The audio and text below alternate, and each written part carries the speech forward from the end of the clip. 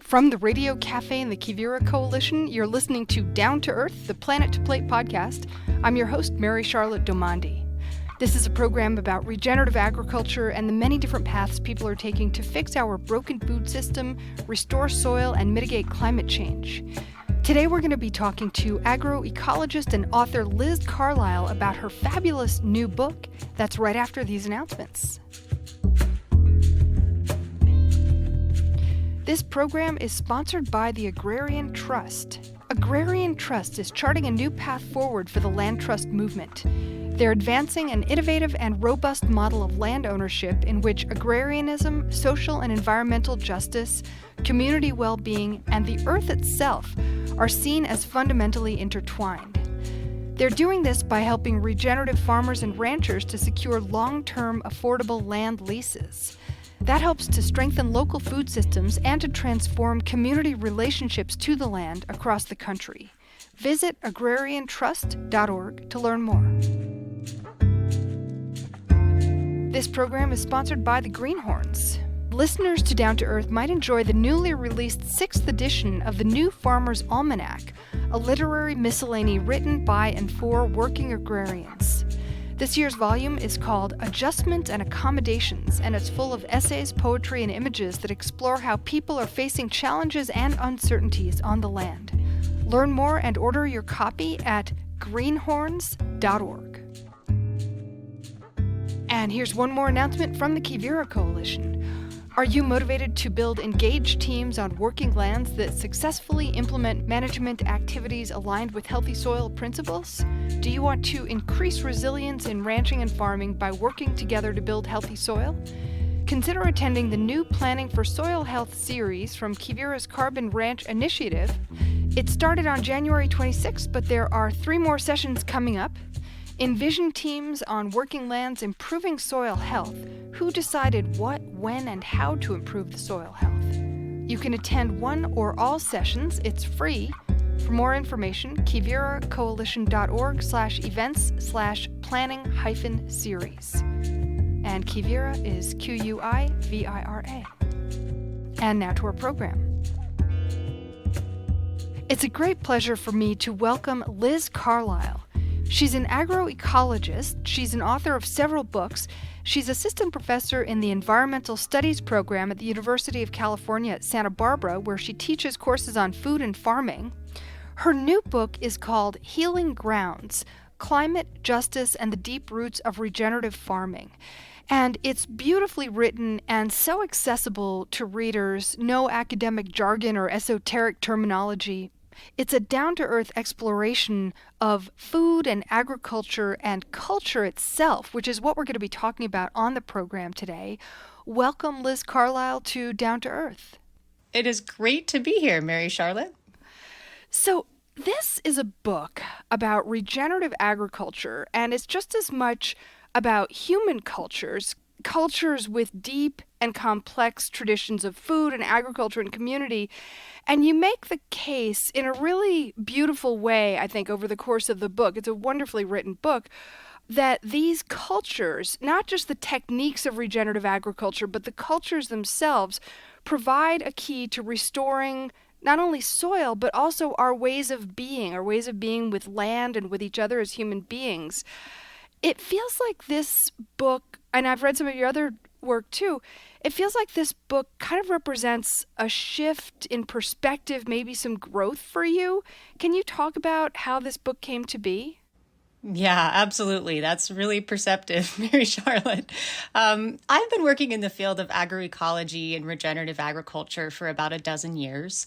And I'm really compelled by this idea that even though agriculture is currently a really big slice of the climate problem, that it could actually be part of the climate solution. And so one of the most joyful things about my work is that I've gotten to meet farmers from around the United States, which is primarily where I work, who are experimenting with techniques on their own farms to try to make this massive shift. So things like planting soil building cover crops, rotating a more diverse array of crops from different families to increase biodiversity, reducing tillage, changing their grazing practices.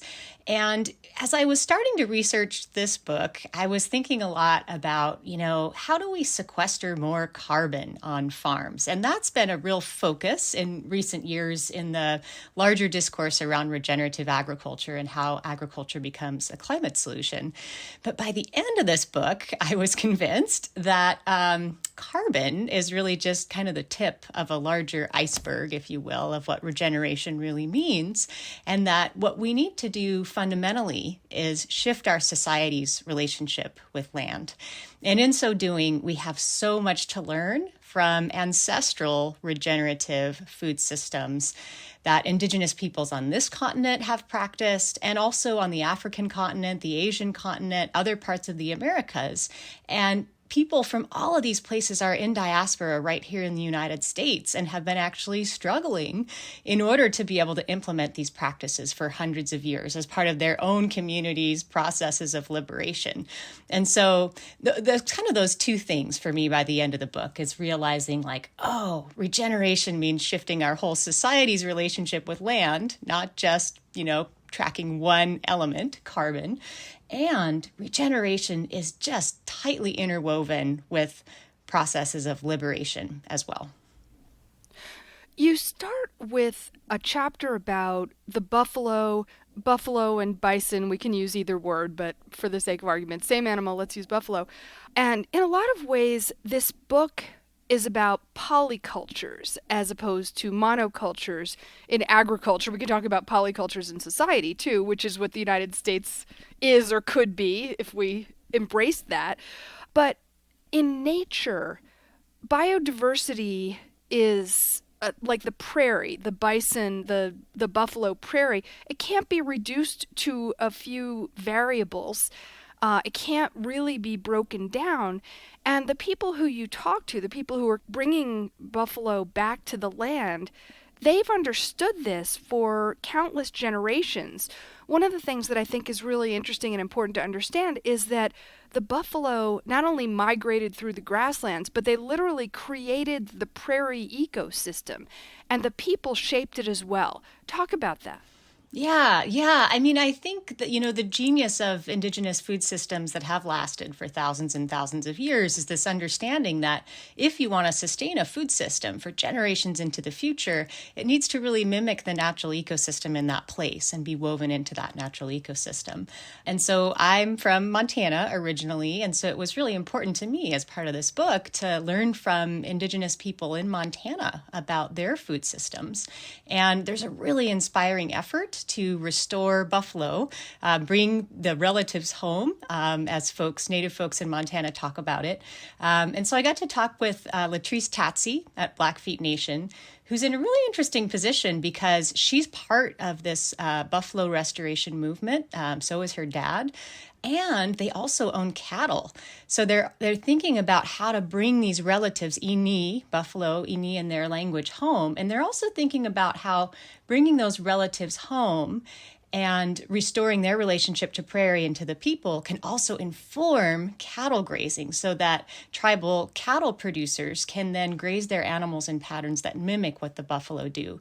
And as you said, buffalo being in relationship with the prairie, they co-evolved with those grasslands. They move a lot more than cattle and over further distances. They spend a lot less time just in riparian zones, and they graze a much wider array of vegetation. And their grazing patterns, they hit an area really hard, and then they move on, and that area has time to rest and grow back. And so Blackfeet people and other native people on the prairie saw this cycle of where the buffalo were moving and how the vegetation was regenerated. And they actually amplified that by setting carefully timed fires that brought that new growth on a little bit earlier in the spring and increased even that much more this biological activity on the prairie.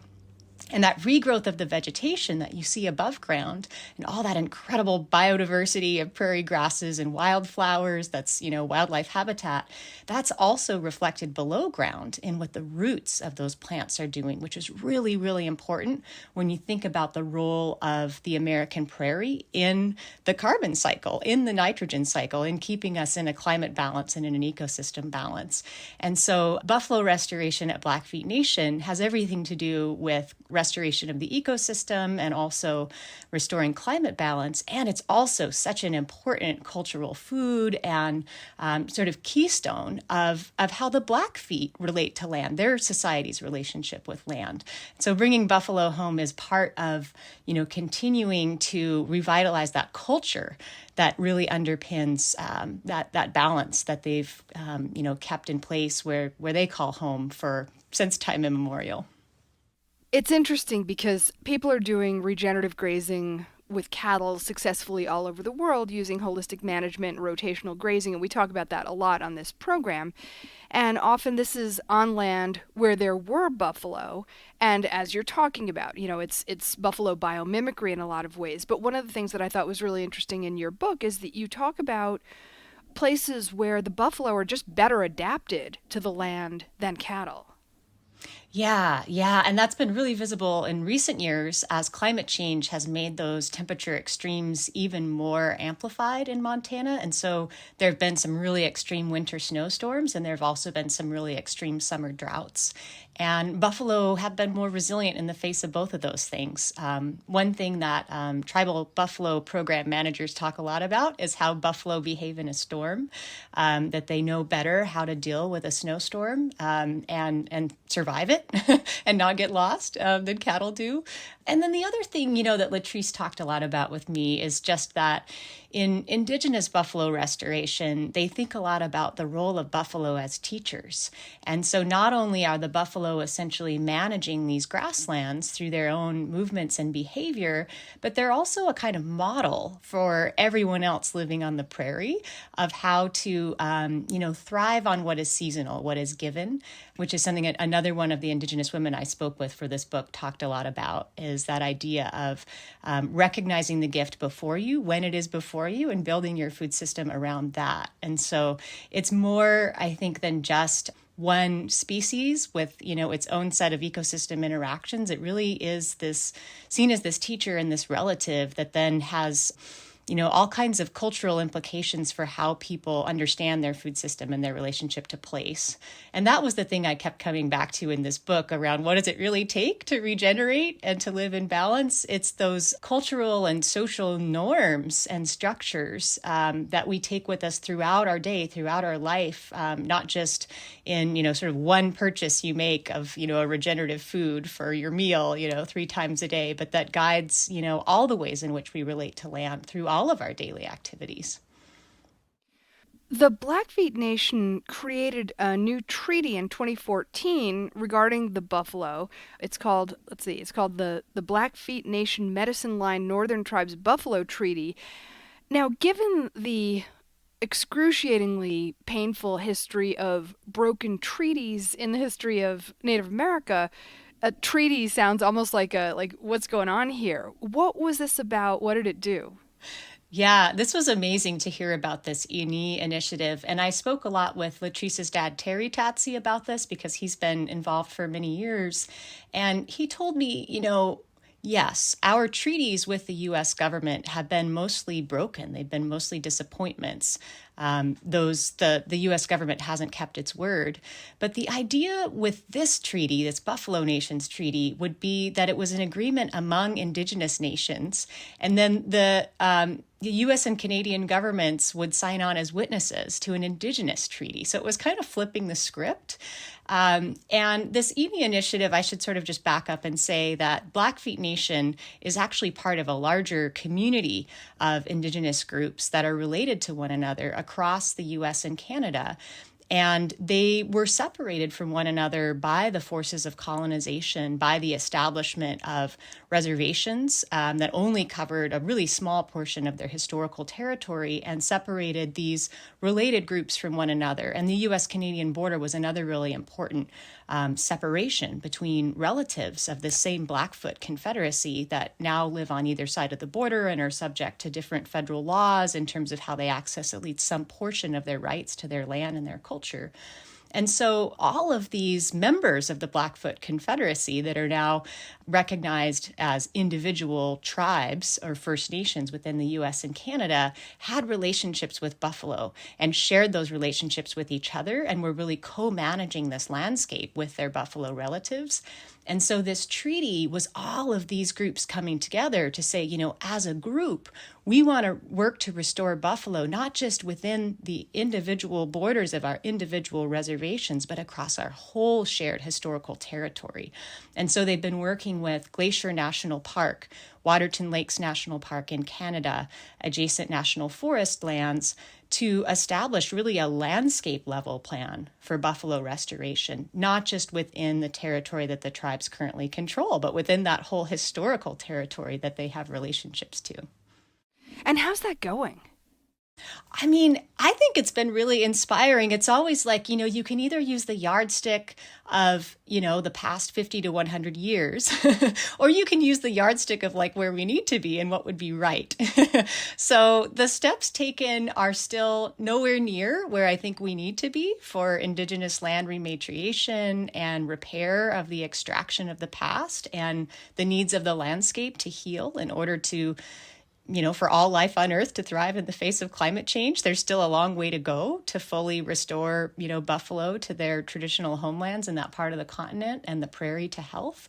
But compared to 100 years ago, Latrice and Terry tear up thinking about the cultural practices and traditional animals and land-based practices that they have access to that, like Latrice's great-grandparents would have been severely punished for, speaking their own language and even seeing buffalo. Hundreds of buffalo are now, grazing on Blackfeet Nation, not as much land as they had historically, but Blackfeet Nation has a couple of different very large pastures and they rotate the buffalo through summer and winter range, so they have enough grazing land.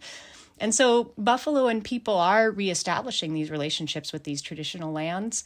The national parks have been increasingly receptive to the idea of having free roaming bison, as this program grows, which there again, 20, 30 years ago, that was like a no-go. So yeah, I think it's an inspiring case of people opening their minds to different possibilities from what was thought to be kind of institutionally feasible in the past. And one of the distinctions that I think is really interesting is looking at the difference between managing buffalo as domesticated animals like cattle and managing them as wild animals. It's still management, there's still meat production, but it's a different... What is the difference? Yeah. And this is really interesting and nuanced because I've just been talking about Blackfoot Confederacy, but there are other buffalo nations, other prairie indigenous peoples that are also working on buffalo restoration all over the place. Numerous Lakota groups are working on this, other groups in Canada. So there's a really wide swath of, this part of North America where different indigenous groups are working on this, and they have different goals. Some are working more on buffalo that will be managed more domestically. Some are working more on free roaming bison, and some, like Blackfeet Nation, are working on a really nuanced combination of having both. Buffalo is a wild animal. Sort of restoring their historical relationships with prairie is sort of one vision. And in terms of, current U.S. law, that they would be managed more like wildlife, essentially, in terms of how they would be legally categorized and sort of which agencies would be involved. But, tribes are also developing their own institutional structures to kind of create different categories here, as opposed to the idea of buffalo as livestock, which is the way they have to be managed if there's only smaller areas available, which is pretty much what indigenous nations have been dealing with for the past several decades of this buffalo restoration movement, is that they only have access to enough territory to manage them more like cattle. They don't have enough space for the buffalo to migrate as much as they would sort of as a wild animal. But there's advantages to having buffalo managed in that way, as well as indigenous nations are trying to boost their sovereignty in the context of an economy they did not choose to be embedded in.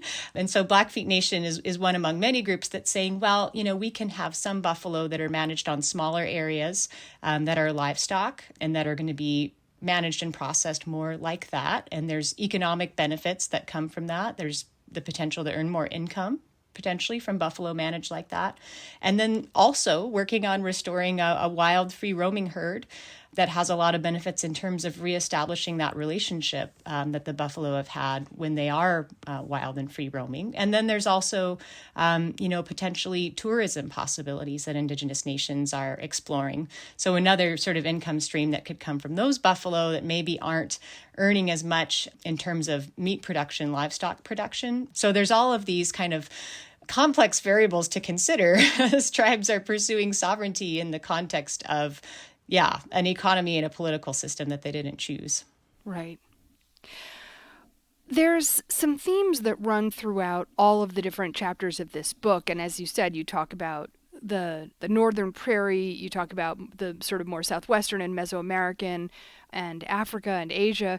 And one of the themes running throughout all of this is not only the brutal oppression and exploitation of labor, whether it's slavery and farm work, political persecution, imprisonment, death, all these horrible things that are part of our history here in the United States, but also a sense of kind of reciprocity rather than domination as an attitude. And the next chapter of the book is about the African legacy on this continent, and it's framed around this really interesting woman named Olivia Watkins. She's doing a kind of agroforestry on land that was in her family for a long time and still is. It was not sold, not lost, not taken away. And part of what's going on with her is she's like literally in dialogue with the land, asking the land what food she should grow. Tell us her story. Yeah. Olivia Watkins is amazing. And as I learned, she's building on this really deep legacy of agroforestry in Africa and throughout the African diaspora that has a lot of really interesting connections to parts of American history that people might be familiar with. For example, Harriet Tubman was really familiar with the woods and the wild plants that grew there. And that was part of what made her successful with the Underground Railroad. She could feed people and gather medicines in the woods as they were moving to freedom. I love that story. Yeah, she knew how to navigate that space, and that was part of what made it a space of freedom.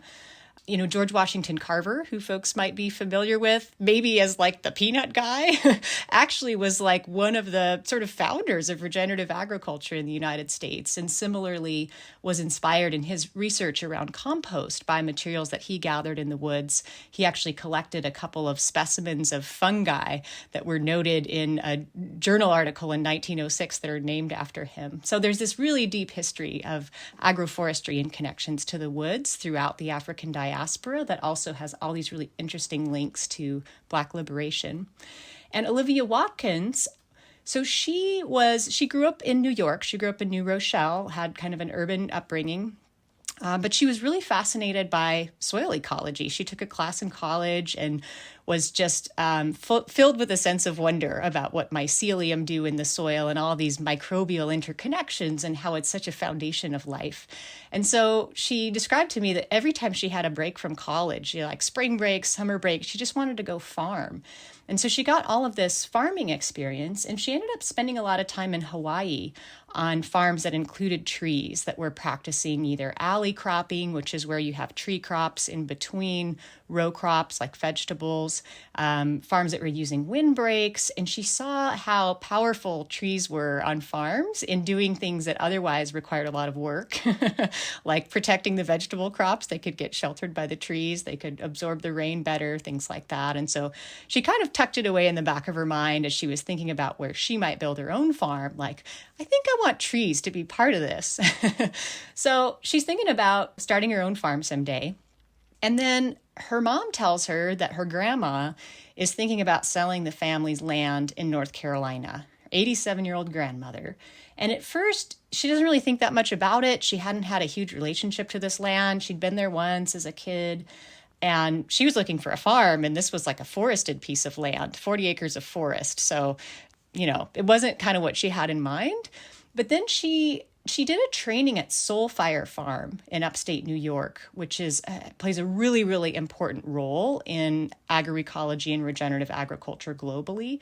And it's a farm that's focused on Black liberation and the regenerative practices that are indigenous to the African continent and part of the African diaspora. So they do a ton of amazing education. So Olivia Watkins went to one of these training programs, and she learned about the legacy of Black land loss in this country, where over the course of the 1900s, some 98% of Black landowners were dispossessed of their land through a variety of flavors of racism, ranging from like outright violence and terrorism of white mobs and the Ku Klux Klan to discrimination at the USDA in loan programs that actually led to the largest civil rights class action lawsuit in history at the time. So she learned about that. She realized that it was actually really remarkable that her family had held onto their land. An ancestor of hers bought it in 1890 and was one of the first Black landowners in the, what we now understand as the Raleigh-Durham, Chapel Hill Triangle area of North Carolina. And in the face of all of these racist pressures, her family resolutely held on to that land, which was a really important space of sanctuary in the midst of kind of the worst of that white racism in the early 1900s. It was a place where her family members had felt safe. And so as she learned about this, she became increasingly unwilling to let that land go. And she ultimately tells her grandmother, her 87-year-old grandmother, I'm going to take care of this land. I'm going to steward this land. And so she decides that she doesn't want to cut the trees down, that this is a sanctuary space that's not only been a sanctuary space for Black people where they felt safe, but it's now a sanctuary space for wildlife in this rapidly urbanizing region. And so she wants to preserve that sanctuary for both, people, Black people, and the natural world, and the soil carbon that's being sequestered by all of those diverse trees in an area where, diverse hardwood is hard to come by. Most of those forests have been cut down, and then when they're replanted, it's mostly as monocultures. So she decided to grow mushrooms in the understory of this forest, and she's experimented with bees. She has lots of ideas about other kinds of shade-loving plants that she might grow in the understory and ways of building community. And then she's gone on to be president of Black Farmer Fund and to raise capital for other Black farmers, existing or aspiring, people who want to have food businesses, to reconnect to land in that ancestral line that people have of really positive connections to land and regenerative practices. One of the things that she realizes, and I think is important to talk about at least briefly, is that when we talk about forests, biodiversity is really important. And as you said, sometimes they'll cut down forests and replant monoculture, essentially kind of tree plantations. And people think, oh, well, they're trees, they're sequestering carbon. That's not necessarily the case. Yeah, I definitely learned a lot from Olivia about the difference between trees and a forest. Like, a forest is a community of organisms working together, and it includes trees and diverse trees, and it also includes a lot of other things, including a whole underground ecosystem. And she's particularly interested in the mycelium and the fungi. And if you cut down all the trees in a place and then you just replant a monoculture, especially of like an introduced species, you have disrupted all of those ecological networks, including underground, and you're not rebuilding them. So nature definitely works in polycultures. And if you're interested in all of the ecosystem services that flow from a forest, whether it's carbon sequestration or watershed health or wildlife habitat, that flows from the diversity of the organisms in that forest and all of their interactions. It's not all just coming from the trees, and certainly not just one species of tree. And I think Olivia would argue that even to see a tree as an individual organism is actually kind of hard once you start studying ecology and spending time on land, because it's so interconnected with the mushrooms and with the organisms that live in and around it. It's all just kind of this collective being, in a sense. Well, and you can't help, or I can't help, when encountering this work of regenerative agriculture to make analogies to human societies. And, we live in a society that's based on individual rights, and there's a lot to be said for that, not having to pay for the sins of your great-grandfather or something like that. But at the same time, seeing ourselves as individuals and not in relationship to community and land and food and where everything comes from that we eat and where everything goes that we get rid of. It's impossible. It's the same thing. Like, a tree is just like us. A tree is an individual, and it's not an individual. Yeah. And I think one of the things I learned from all of these ancestral regenerative traditions is that they directed people's attention to these principles of interconnection in the natural world again and again and again to really, change the way that people identify and to see themselves as part of an interconnected whole. To see their flourishing as connected to mutual flourishing. And so, like Olivia shared with me, that her dad would often quote an African proverb: if you want to go fast, go alone. If you want to go far, go together. And she said when she started studying mycelium in college, that proverb hit home all that much more, that she really started to see how forests were working as collectives, and that inspired her even more to get involved in cooperative and collective human institutions like the Black Farmer Fund, which has a really nuanced, intricate, and super inspiring governance structure for a really large community, sort of the whole Black farming community in the Northeast, to figure out collectively how to distribute money that's being raised philanthropically. So, I totally agree with you about these connections between people seeing that interconnectivity and reciprocity in the natural world and then applying it to really complex human governance systems and social norms. You write about some of the deep heritage of African agriculture and agroforestry, and it's really amazing how much of that survived and how much more of it would have survived if there hadn't been these terrible swindles and land losses due to violence. All the things that you talked about. For example, after the Civil War, there were families, Black families, ex-slave families, that got together and acquired like an entire plantation. And the idea was really to kind of recreate the village. Imagine what it would be like if that had survived.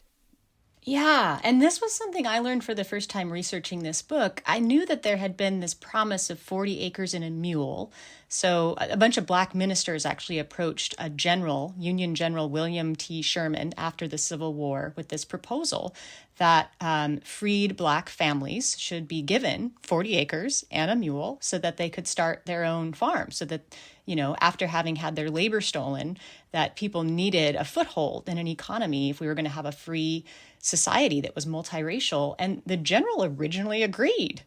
And I knew that President Andrew Johnson had rescinded that quickly thereafter, and that there's been a lot of resentment of that unfulfilled promise ever since. And that's the basis, one of the really important bases for the whole discussion about reparations, is that that promise was never fulfilled.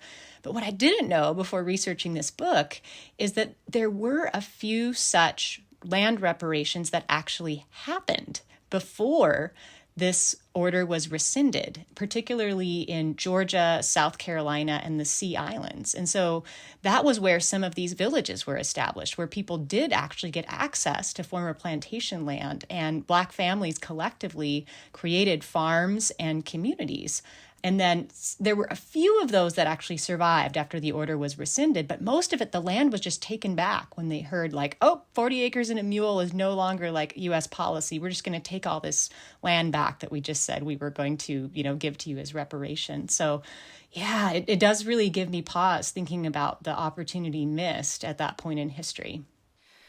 The second half of your book focuses on the Central Valley of California, which is this huge area that grows 1/3 of the produce that's eaten in the United States, but it's grown from soil that's so depleted that I think you describe it as kind of hydroponics, like water and chemicals, or what our friends we had on the show once, Carrie Brantoff and Janine Fitzgerald from Fort Lewis College, they call it zombie agriculture. You're raising food that looks like it's alive, but it's from dead soil. It's kind of like the undead food. But in the Central Valley, there are these hotspots of biodiversity dotted among these huge corporate monoculture farms throughout the valley. Tell us about the work of this amazing woman, Aide Guzman, who studies these hotspots of biodiversity. Yeah, this is an amazing story because people think of the Central Valley as like the belly of the beast of industrial agriculture. And so when Aide Guzman started her PhD in agroecology at UC Berkeley, and she said, I'm going to go to the Central Valley and study diversified farms, people were like, where are you going to find diversified farms in the Central Valley? And she was like, no, they're there. Because she grew up in an immigrant family. Her parents were farm workers in Firebaugh, which is a little town in the Central Valley. And her parents had immigrated from Mexico, where her dad's family actually had a diversified small farm, growing all kinds of cultural foods, actually wild harvesting chiltepines, which are wild peppers, just very diversified annual and perennial plants. And she knew that there were families that had brought both those seeds and also those traditions of growing them in polyculture with them, not only from Mexico, but also from Southeast Asia. When she went to migrant school, she was in class with children from Hmong families who had also really diversified farms that were kind of off the radar screen of researchers, people in extension. The whole kind of like formal agricultural establishment was just missing these farms. Oftentimes people didn't speak English. Oftentimes the farms were smaller. They didn't tend to go seek out connections with, the Farm Bureau, for example. So Aide Guzman, she used GIS, she used satellite maps to find where she thought polycultures might be. And she also just drove all over this area where she grew up. And she found 30 farmers, I think 30 plus farmers who were willing to participate in her study, half of whom had these really diverse polycultures. And so she was able to make this comparison between farms with many crops being grown at once, a polyculture, and farms with just one crop. And she found that the polycultures had 2 times as many types of arbuscular mycorrhizal fungi, which are a microorganism in the soil that's a really important indicator of soil health and the ability of the soil to do things like infiltrate water, store carbon, and provide fertility for farms in the absence of, as you said, all of these fertilizers and irrigation and kind of fossil-based inputs that have been used in the last 100 years to make this area grow food in ways that we might not have access to in the future and that, in any case, are resource wasteful. So, Aide found this really interesting story of how people who have migrated and really built the cultural diversity of this area have also built the crop diversity, which then in turn has really rebuilt the diversity of the organisms in the soil. And she also actually studied bees and found that it had beneficial impacts for pollinators as well. And so it just really pushes back on a lot of the negative narratives that she heard about immigrants growing up and their impact on this region, and really shows that this is a region deeply in need of ecological restoration. And it's precisely immigrant communities bringing their own ancestral regenerative traditions that are restoring this place. One of the polycultures that maybe a lot of our listeners have heard of is the Three Sisters, corn, squash, and beans. That's just one example of the many polycultures that Aide found in California in these little, numerous, hidden, biodiverse farms. It's such an interesting story to read. But maybe use that as an example to talk about how biodiversity really is more than the sum of its parts. Yeah. I mean, this is an amazing crop combination that's been developed by indigenous peoples in the Americas over thousands of years. And there's this great map that the scholar Devin Pena has drawn of the indigenous corn belt, as he calls it. And it stretches all the way from southern Mexico and even like the northern part of South America, all the way up to like present day upstate New York. And indigenous peoples were trading corn seed and bean seed and squash seed all throughout this area and adapting all of those plants to their own contexts. I mean, we're talking people at sea level, people thousands of feet above sea level, people in cold climates, people in warm climates. They developed these polycultures to suit their own place. And the amazing complementarity of those three plants, as I'm sure many of your listeners know, corn is a really nutrient-rich staple food, but it requires a lot of nitrogen to grow. Beans have this amazing ability to partner with rhizobia bacteria in the soil, which actually live in their roots, in order to convert nitrogen from the atmosphere, which is very abundant, into the kind of nitrogen that plants can use. And so by growing beans with corn, you're replenishing some of that nitrogen in the soil that the corn needs to grow. Meanwhile, the beans get something out of it too. The corn stalk is this great structure for beans to vine up around to provide a space for them to grow and to access sunlight.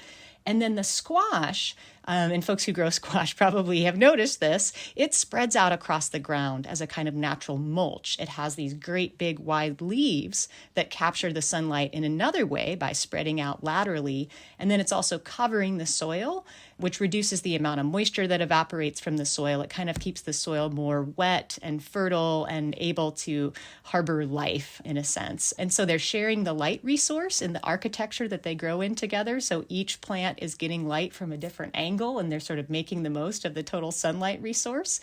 They're sharing the water resource because each of their roots access soil water in a slightly different way. You know, one goes deeper, one goes shallower, one goes wider. And then they're providing these resources to each other of, you know, structure to grow on, nitrogen to grow with, and mulch to prevent evaporation and keep the soil more moist and fertile. So it's this incredible collaboration between these plants. And then it turns out they're also complementary in our diets. So beans provide protein, corn provides all these carbohydrates, and squash is really rich in minerals. And so this is why a number of indigenous people referred to these as the three sisters. They're in relationship with each other. Robin Wall Kimmerer writes really beautifully about this in Braiding Sweetgrass.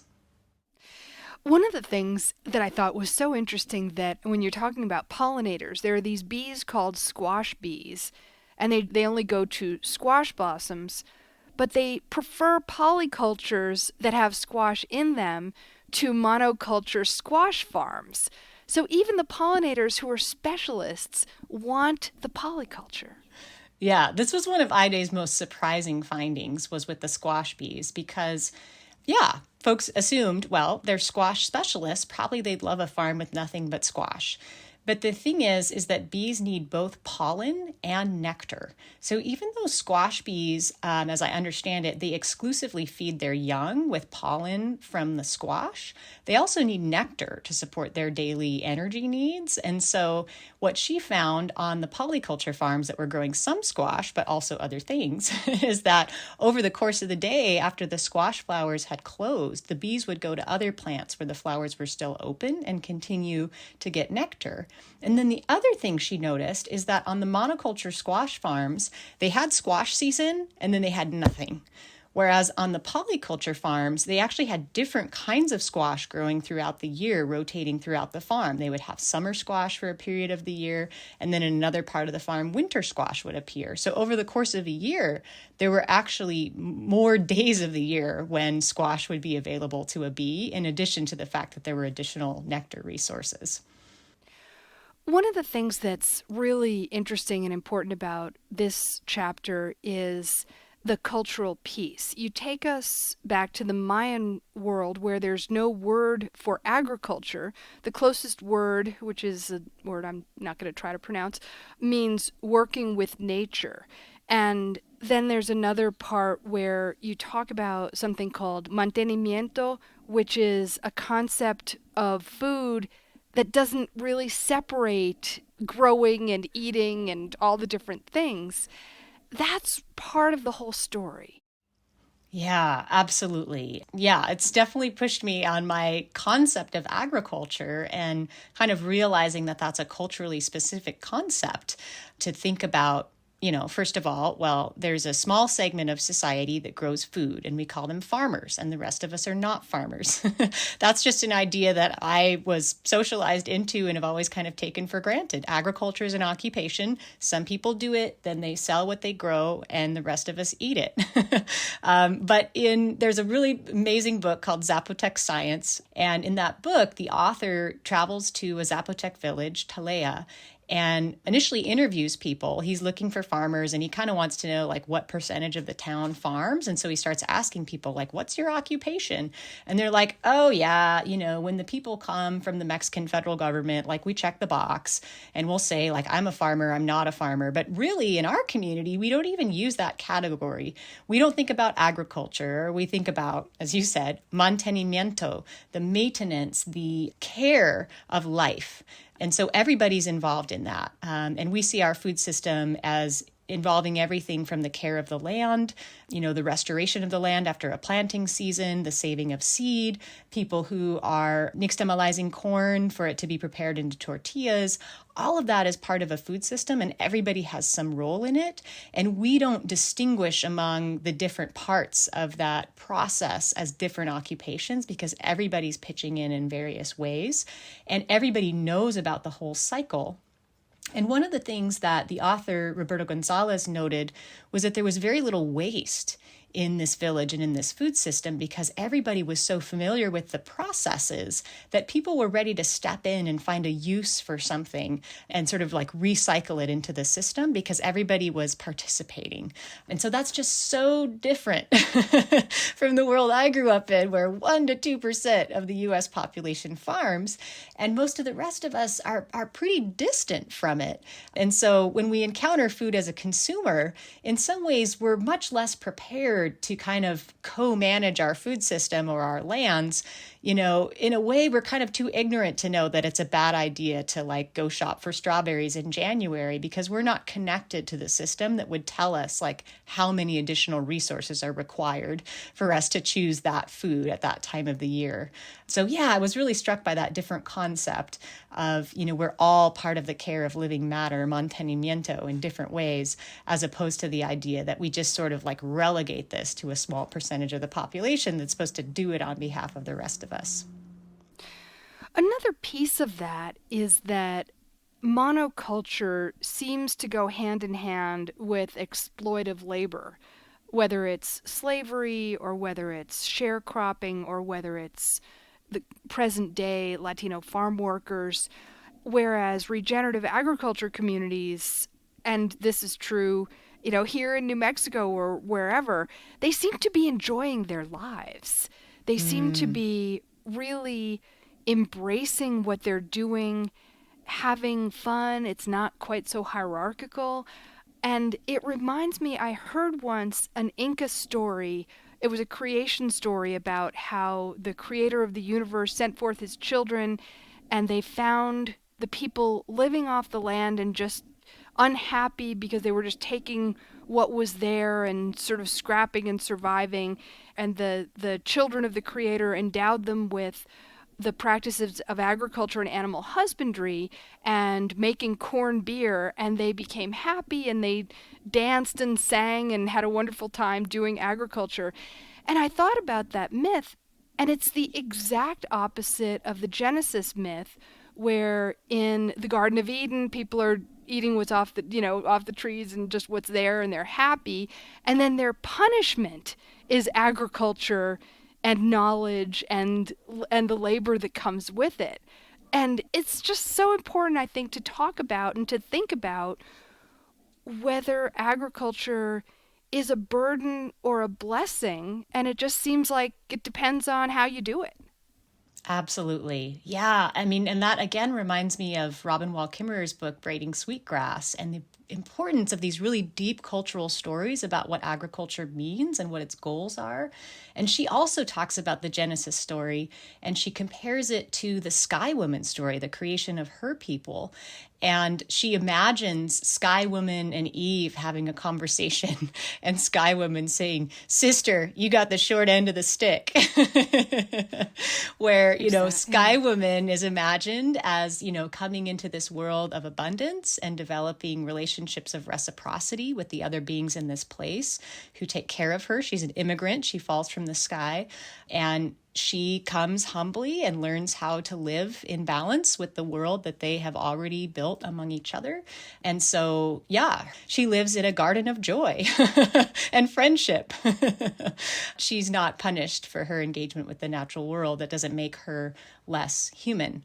And so I think you're absolutely right that these stories really matter, and that, really monoculture really only makes sense if your goal is class hierarchy. If your goal is to take from one place and to, build up, accumulate wealth in another place. If your goal is to live well in a place for a long period of time, monoculture doesn't make sense because it's extractive. It maybe produces something for now, but you're borrowing from your children, and if you plan to be there for many generations, you don't want to do that.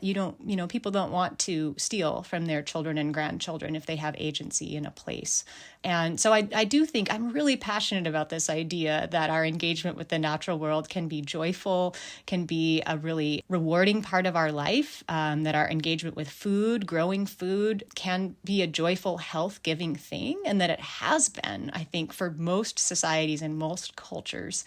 And that, I think, is one of the things that plantation agriculture has robbed from us as a society, is that joyful connection to growing food when it is not oppressive labor that is used to sort of keep people down. So I do think that there's this really important connection between basically building equity and building up the capacity to have a food system that's rewarding and joyful, rather than seen as, so many farmers, so many people working in agriculture, they don't want their kids to go into it. They see it as a good thing to sort of escape from agriculture. And so I dream of a food system that, brings us all in and makes us more human, that's not dehumanizing, but actually enforces our sense of humanity in a really positive way.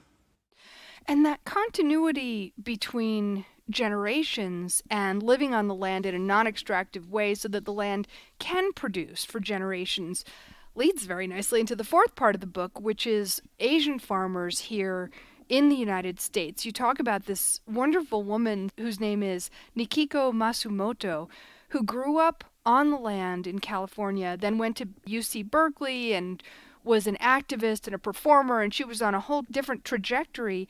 And then she returned to the land, and you talk about how you have maybe as a farmer 40 years to understand what's going on, to grow trees, to experiment. But then when your daughter or son comes in, then suddenly it's 80 years. And that sense of extension and continuity plays a really big role in how we see the land, what it can grow, what we know about our ancestors, and so on. Yeah, absolutely. Yeah. And I mean, it's just, there's so much irony in the story of Asian American farming in the 1900s, because the 1900s, especially the middle part of the century, was really the blossoming of the organic movement in the US and the United Kingdom both. Maybe folks have heard of Rodale and the Rodale family, an organic gardening magazine. They were all inspired by an English guy named Sir Albert Howard, who had actually been sent to India by the English government to go teach the Indian farmers about modern farming. But he was humble and he listened, and he realized that actually the Indian farmers had a lot more to teach him. And he learned a lot specifically about their system of composting. And this became the core of a couple books that he published that were really, really popular with people in the early organic movement. So The Soil and Health. And he also talked about, this wasn't a title of a book, but he talked about the law of return. And so, the organic movement is borrowing practices from Asia. And at the same time, actually, there was an American, Franklin Hiram King, who traveled to China and Japan and Korea and observed composting and mulching and really interesting living cover crop systems, living mulches in rice fields. He wrote about it. His book also eventually became a classic, Farmers of 40 Centuries Within the Organic Movement. Living mulches and also living animals like Yes. fish and ducks. That was so interesting. Yeah, I know. Fish and ducks like swimming around in a rice field and their manure becoming fertility for the rice, and then them also doing like pest control for the rice. Yeah. So, yeah, Franklin Hiram King was actually an agricultural scientist in Wisconsin, and he was super concerned about the industrialization of agriculture. He didn't believe that you could replenish the soil just with chemicals. And he was wondering, like, oh, if we're screwing up this agricultural system and undermining its capacity to grow food after less than a century, how did these farmers do it over the course of 40 centuries and sustain their systems? 4,000 years of continuous agriculture in multiple parts of Asia. So both of these books are basically inspiring organic farmers with these ancestral Asian techniques for replenishing soil, even when you're planting annual crops on a regular basis, when you're growing vegetables and grains and things like that. But meanwhile, in the United States, Asian people who have migrated to the United States to work in farming, most of them recruited as farm laborers, are being restricted from engaging in farming in incredibly racist ways. So there's the Chinese Exclusion Act, which restricts immigration from China. Then folks start immigrating from Japan. Alien land laws are passed, which disallow Japanese people from buying land, ultimately then from leasing land, from managing land, from working on land. And then on top of all of that, you have wrongful incarceration during World War II and internment of people just for their Japanese American descent. And so at the same time that the organic movement is really embracing all of these Asian farming techniques, it's rejecting Asian people and subjecting them to all this racist discrimination in the United States. And Nikiko Masumoto's family experienced that. Her great-grandparents weren't able to buy land because of the alien land laws. Her grandparents experienced internment. But they fell in love in one of these concentration camps, and they decided against all odds that they were going to make a life together on land when they got out. And they did. And they had to buy this really marginal land in the Central Valley. That was all they could afford, was poor soil. And so they had to build it up. They had to, put their own blood, sweat, and tears into building up this land with the belief that their future generations would actually be able to continue a life on that land, that like literally their kids would harvest the fruit of the trees they were planting, even though they had no reason to believe that, given all of the discrimination that they and their parents had experienced. But that happened. Nikiko's dad came back to that farm after he went and got a degree at UC Berkeley, and he converted it to organic. She's now the third generation, and she does talk a lot about how people need to have that ability of continuity and stability if they're going to invest in the soil and invest in the land. And all of these practices that we talk about that are beneficial for climate on farms require time. And so people need to have that time to, put that organic matter into the soil and know that they'll be there to see the benefits, the fruits of their labor. And in their case, it literally is fruit. They grow peaches and nectarines and apricots. They're really well known throughout California for these delicious varieties of fruit that industrial agriculture had kind of left behind, that they take care of and, deliver to direct customers and restaurants. And everybody's got, sweet peach juice dripping down their chin. But then Nikiko always kind of brings it back to the sweetness of liberation and community and the ability to continue your life in a place without being uprooted. I think fruit is one of the best examples of how industrial agriculture fails to deliver food that tastes good. And she is Nikiko is she had this thing, what is it? Organic, Ugly, and Fabulous Fruit Club. I love that concept. Oh, you fab, yeah. Yeah. And then she also extends that, as you were saying, how these things are a metaphor for our own human communities, about really appreciating difference and celebrating the beauty of people's difference rather than norming people in the way that supermarkets norm fruit and having this one sole standard of what's beautiful or what's productive or what's contributing. Yeah, another metaphor is gosh, it looks awfully pretty, but there's nothing there, you know? Like, Right. and another piece that she talks about, and it's actually a theme throughout the book, is the reframing of the idea of waste. When you have farms that are working properly, every piece of waste is actually an input for another piece of the process. Yeah, yeah. I spoke with Takiko about this and also a close friend and colleague of hers, Nina Ichikawa, who directs the Berkeley Food Institute, who also comes from a Japanese American background in California and whose family had a flower farm. And she talked about this Buddhist saying that a lot of Japanese American families bring up, especially before a meal, itadakimasu.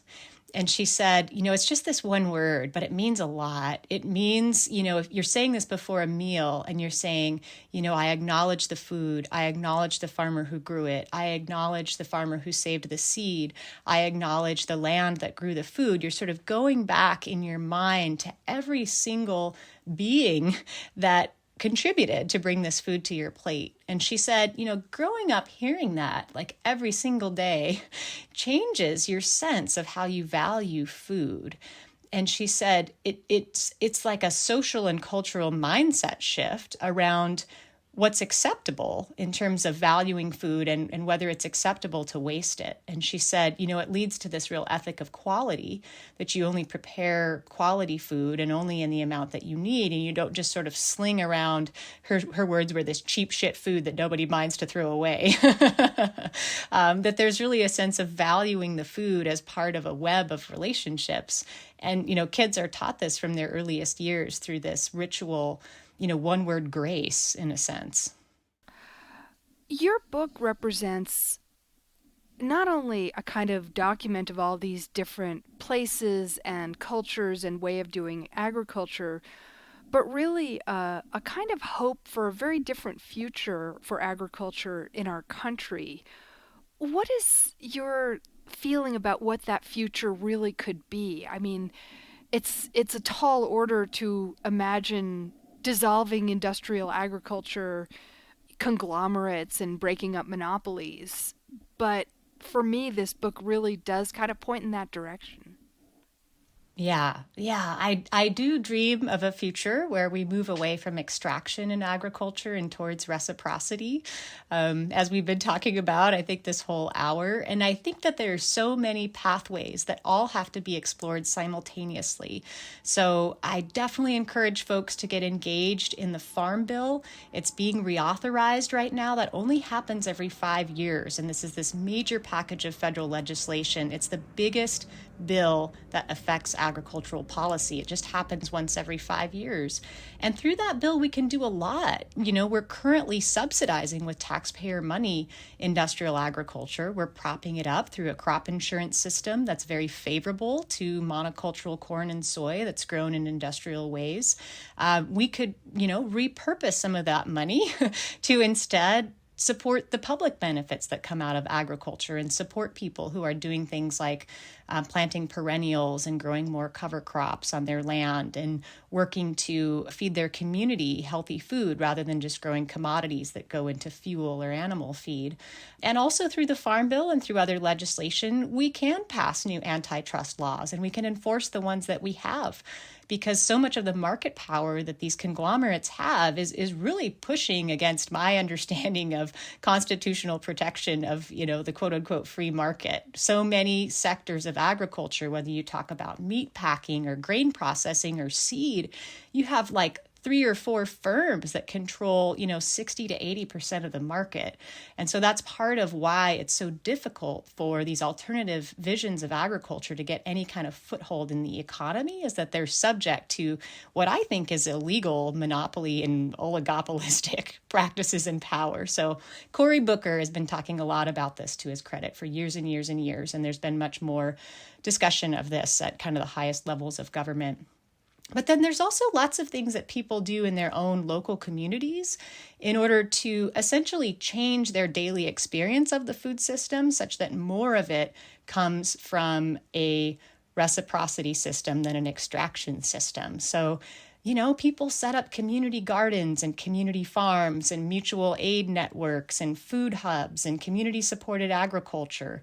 Super inspiring groups out there like the Detroit Black Community Food Security Network that's essentially creating a whole alternative food system for urban Black people in Detroit to live within, to access their food within a system that reflects their own values. And so there's things like that we can do as well in parallel to shifting these federal policy systems in order to actually regulate the bad actors out of business so that they're no longer drawing on, our common resources like clean water and air in order to fuel their profits. So yeah, I think we can build the alternative system as we're dismantling the system that is extracting from our communities.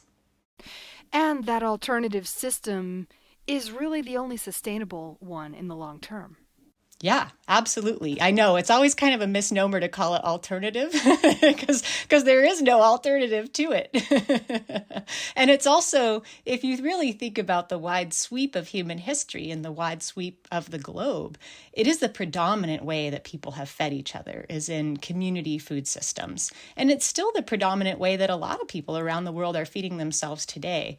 It doesn't have the predominant political power globally right now, but in terms of people actually feeding themselves, and no matter who you are, if you think about your whole ancestral lineage, like most of your people through your lineage fed themselves through community food systems. So I think we can all kind of dig deep and find that somewhere in ourselves.